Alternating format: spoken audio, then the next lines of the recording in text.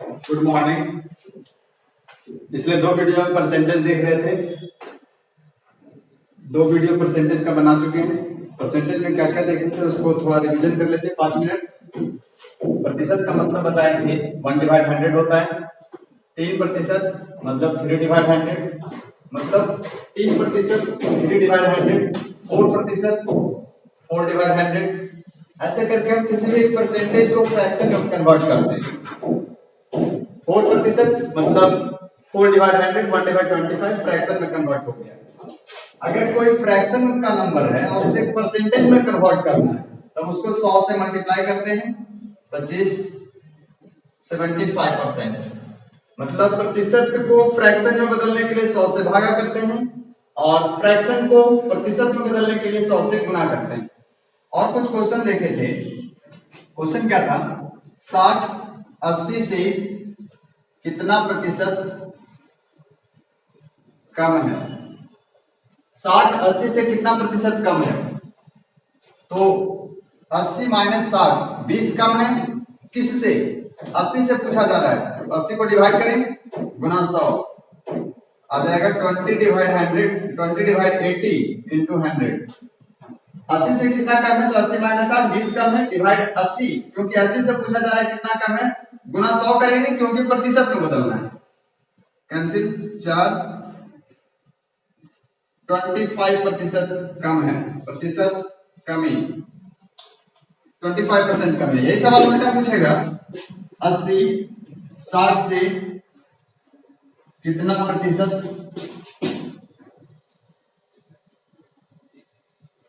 80 60 से कितना प्रतिशत अधिक है? तो अधिक कितना है? प्रतिशत अधिक इक्वल 80 माइनस 60 डिवाइड 60 से सर पूछा जा रहा है कितना कम है कितना अधिक है। जो कुछ भी पूछा जाए, जिससे पूछा जाए उसको डिवाइड करना है इंटू 100। फिर से 20/80 इंटू 100 कैंसिल 4 सॉरी 80 नहीं 60 से बोला जा रहा है ना। 60 को डिवाइड करेंगे 60 3 आ जाएगा यहाँ पे, कैंसिल नहीं होगा 100 तो 100/3% अधिक है। और क्या देखे थे? और बताए थे कहीं दुकान में गए और 500 का किताब है और दुकानदार बोला कि 20% का डिस्काउंट है 20%। तो वो किताब हमें कितना मिलेगा? 20% डिस्काउंट है मतलब 500 का 20% वो छोड़ेगा। तो डायरेक्ट क्या करना है, वो किताब हमें कितना मिलेगा? 500 का 80%। परसेंट मतलब डिवाइड 100। 20% कम किया जाएगा तो 500 का 80% डायरेक्ट निकालेंगे तो पता चल जाएगा हमें वो किताब कितना मिलेगा, 400 मिल जाएगा। अगर कोई दुकानदार बोला कि 500 का किताब पहले आता था अब इसमें 10% इंक्रीज कर दिया गया है, तब क्या करना है? 10% इंक्रीज किया गया है तो 110 जब बढ़ाया जाए तो 100 में प्लस कर देंगे और डिवाइड 100 आ गया 550 रुपया मिलेगा वो किताब, अगर 10% बढ़ाया गया है तब। दूसरा एक सवाल देखे थे, एक क्वेश्चन भी पिछले क्लास में देखे थे, पिछले वीडियो में। चीनी का मूल्य में 25% का वृद्धि हुआ तो खपत कितना प्रतिशत कम कर दिया जाए कि खर्च पर कोई प्रभाव ना पड़े?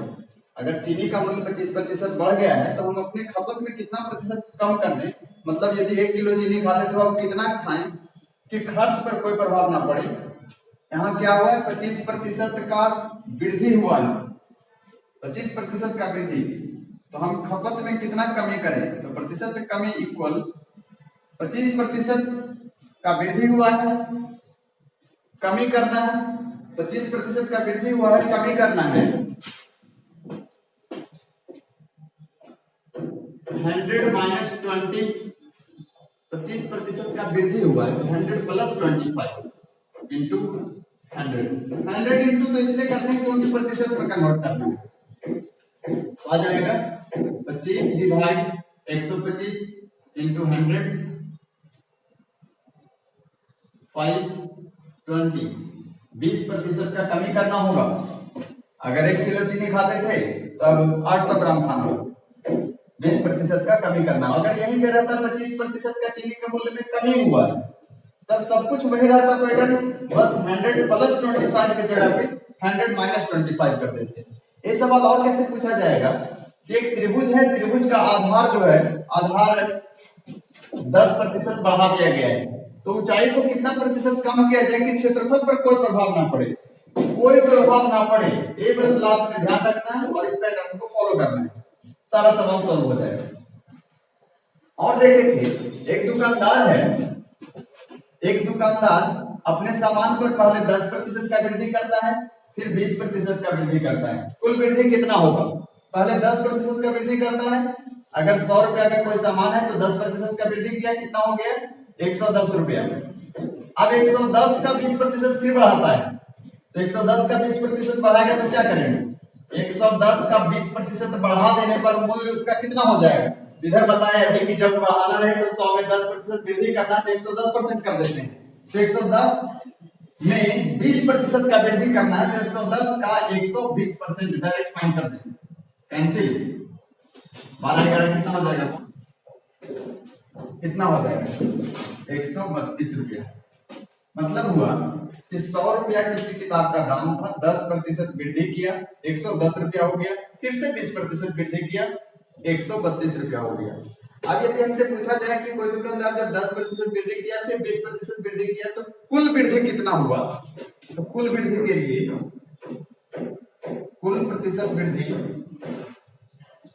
इक्वल 10 वृद्धि किया प्लस 20 वृद्धि किया प्लस 10 इंटू 20 डिवाइड 100 कर देना है। यही बोला जाएगा कि 10% का वृद्धि हुआ, यही सवाल उल्टा बोला जाएगा कि 10% वृद्धि किया, फिर 20% का कमी कर दिया, 20% कमी कर दिया, ऐसा सवाल बोला जाएगा कि 10% वृद्धि किया फिर 20% कमी कर दिया, तब कितना होगा? प्रतिशत वृद्धि होगा या कमी होगा? अब कैसे पता करेंगे? तब क्या करेंगे? वही 10% वृद्धि है तो 10, 20% कमी है तो -20। इसे पहले लिख सकते हैं, बस जो कमी रहे उसे माइनस में, जो वृद्धि रहे उसको प्लस में लिखना है। फिर आगे पैटर्न क्या था? 10 गुना 20, तो 10 गुना 20, एक प्लस में है, एक वृद्धि है, एक कमी है, प्लस माइनस माइनस होता तो यहाँ माइनस, डिवाइड 100, तब इसका रिजल्ट आ जाएगा -10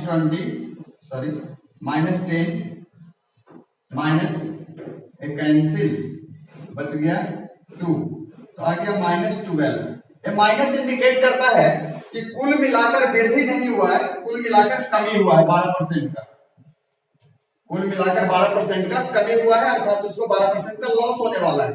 अगर कोई दुकानदार अपने सामान पर 10% का वृद्धि करता है फिर 20% का कमी करता है, तब इस फॉर्मेट पे रिजल्ट हमारा आया -12%। इसका मतलब है कि उसके सामान के मूल्य में वृद्धि ना होकर कितना कमी हुआ है? -12 आने का मतलब है कि 12% का कमी हुआ, मतलब 12% का उसे लॉस होने वाला। माइनस यह इंडिकेट करता है कि उसे हानि हुआ है, या बोल सकते हैं उसमें कमी किया गया है। वही सवाल अगर कोई दुकानदार है जो अपने सामान पे पहले 20% का वृद्धि करता है, वृद्धि किया 20%, अपने सामान का मूल्य 20% बढ़ा दिया, फिर कमी कर दिया 20%, वही सवाल है।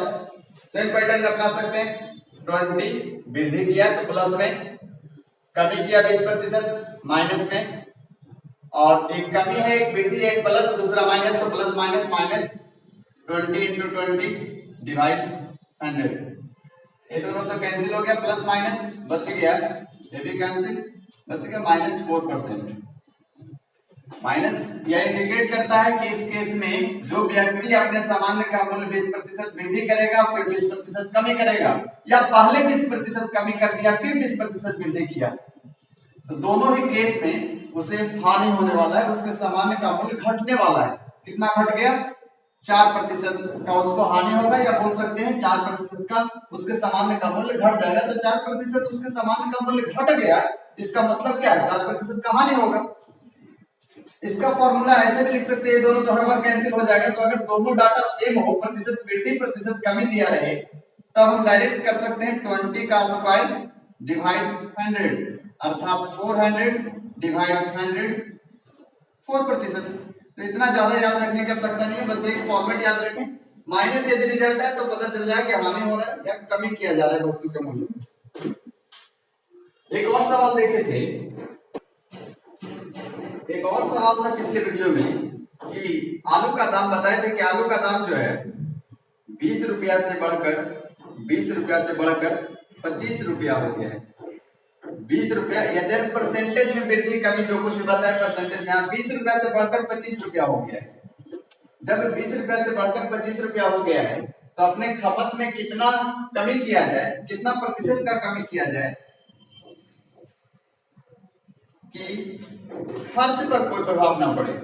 स्टार्टिंग में था कि अगर 20% का वृद्धि हुआ है, प्रतिशत में दिया हुआ, यहाँ कितने 20 रुपया से 25 रुपया हो गया है। अगर किसी सामान का दाम, आलू का दाम, चीनी का दाम, जिसका दाम बोलो 20 रुपया से 25 रुपया हो गया है, तब उसके खपत में कितना प्रतिशत का कमी किया जाए कि खर्च पर कोई प्रभाव ना पड़े। तो कितना दाम बढ़ गया है, 20 से 25 हो गया है। 25 से भी 20 हो सकता है, लेकिन यहाँ पे 20 से 25 हुआ है, बढ़ गया है। तो 25 माइनस 20 और हो कितना गया है, तो 25 हो गया। तो जितना हो जाए उसको डिवाइड में रखना है इंटू 100। तो 25 से 4 बार में कैंसिल, इधर आ गया 5 इंटू 4 अर्थात 20% कमी करना होगा। अगर 100 आलू खाता था तो 20 आलू खाना बंद कर दिया जाए, 80 आलू खाना है। अगर 25 से 20 हो जाए, आलू का दाम 25 से 20 हो जाए, तब कितना वृद्धि किया जाए कि खपत में कोई खर्च में पर कोई प्रभाव ना पड़े। तो प्रतिशत वृद्धि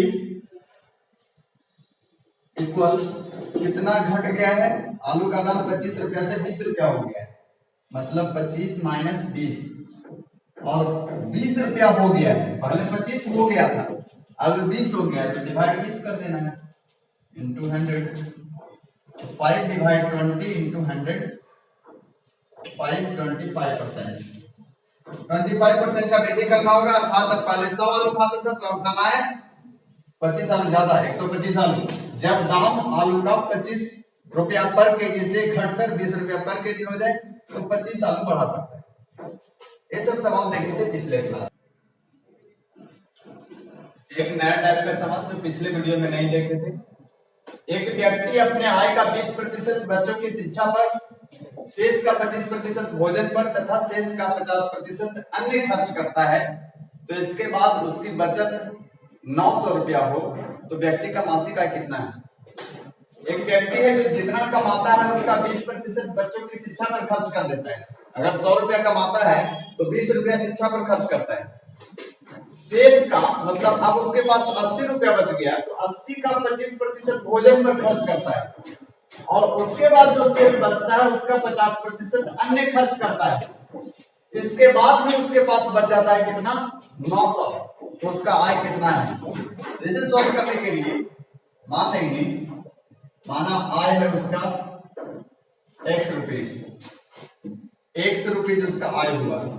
तो आय का 20% भोजन पर खर्च करता है। तो एक लाइन में सॉल्व करना है।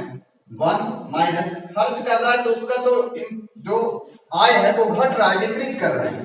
तो 1 माइनस 20 डिवाइड 100 इंटू दूसरा खर्च कितना है 25%, 1 माइनस 25 डिवाइड 100। तीसरा खर्च है 50%, 1 माइनस 50 डिवाइड 100 इक्वल बचत कितना है 900। जो बचत रहे इधर लिख देना।